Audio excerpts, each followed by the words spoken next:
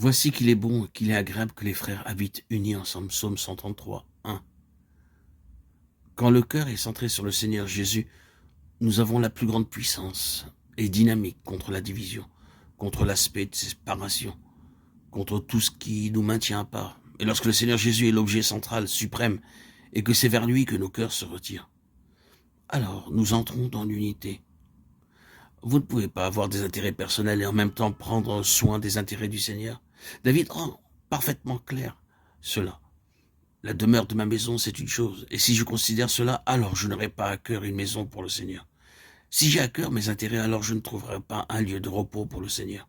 Si je cherche à satisfaire mon désir, permettant à mes yeux de dormir et à mes paupières de sommeiller, alors les intérêts du Seigneur auront la seconde place.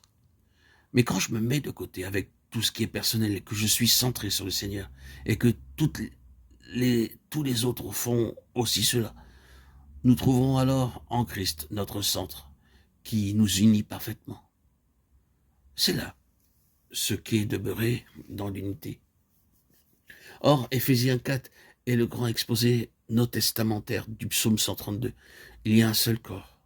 Lisons le passage sans les mots en italique, car il y a des mots en italique dans la version anglaise. Vous efforçant de conserver l'unité de l'esprit par le lien de la paix, un seul corps et un seul esprit, un seul Seigneur, une seule foi, un seul baptême, un seul Dieu et Père de tous, qui est au-dessus de tous et parmi tous et en tous.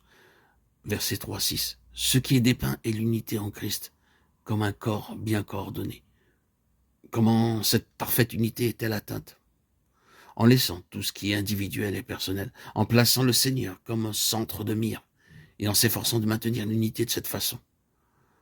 En maintenant dehors toutes les choses personnelles et en gardant toujours en vue Christ et ses intérêts, jusqu'à ce que nous soyons tous parvenus à l'unité de la foi et de la connaissance du Fils de Dieu, à l'état d'homme fait. Demeurer ensemble dans l'unité de cette manière est le résultat de ce qu'il est, l'objet unique et central de tous nos intérêts. Ceci n'est pas visionnaire, imaginatif, purement idéaliste. C'est très pratique. Vous et moi découvrirons qu'il y a des éléments de division qui sont à l'œuvre, que des choses s'introduisent parmi nous en rampant pour nous séparer.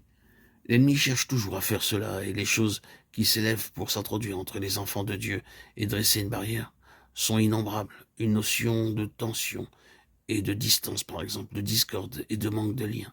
Parfois, ces choses ont davantage un caractère abstrait, c'est-à-dire vous n'arrivez pas à mettre la main sur elles pour les expliquer et dire ce qu'elles sont.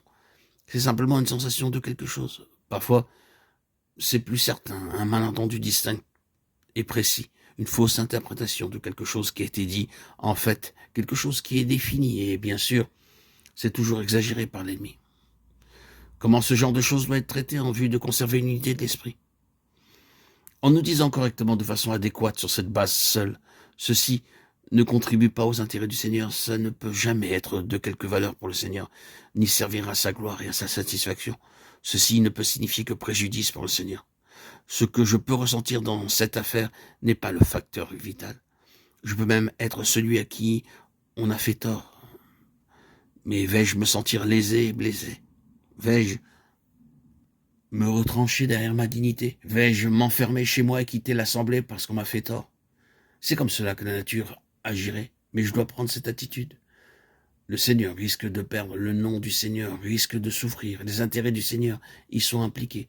Je dois maîtriser cette situation, je dois en obtenir le meilleur, je dois en venir à bout et ne pas permettre qu'elle affecte mon attitude, mon comportement, mes sentiments envers ce frère ou cette sœur.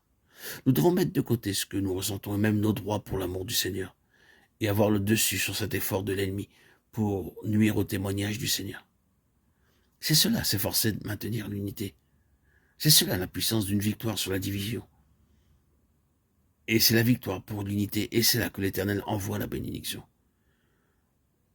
C'est le chemin de la vie éternelle.